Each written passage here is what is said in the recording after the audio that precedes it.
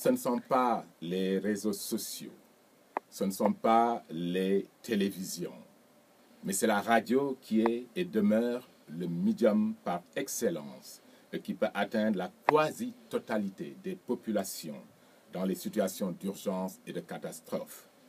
Imaginez un seul instant la plus grave crise humanitaire dont nous sommes aujourd'hui les témoins. Je veux parler du sort de millions de Syriens forcés d'abandonner leur foyer. Je veux parler de ces mères qui empruntent des embarcations de fortune pour sauver leurs enfants. Il y aura toujours au sein de ces groupes quelqu'un avec une radio transistor. Rien ne saurait remplacer la radio qui, par la voix, redonne espoir, qui, par la voix, mobilise pour l'action. Cette radio qui relie les acteurs humanitaires. La radio, c'est cette voix qui rassure. La radio, c'est cette voix qui informe. Elle est cet espace de dialogue interactif et instantané. Et c'est cela aussi la radio des Nations Unies.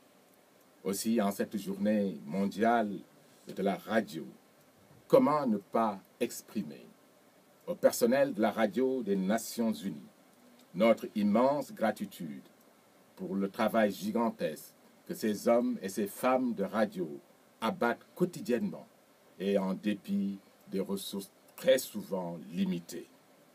La radio des Nations Unies, c'est aussi cette radio qui nous rappelle constamment les premiers mots de la charte de San Francisco, la charte des Nations Unies, à savoir « Nous, peuple des Nations Unies ». Heureuse journée mondiale des droits de l'homme. Heureuse journée mondiale de la radio. Et cette confusion illustre clairement que sans la radio, les droits de l'homme aussi ne sauraient être respectés, car c'est l'outil fondamental pour disséminer le respect des droits de l'homme de par le monde.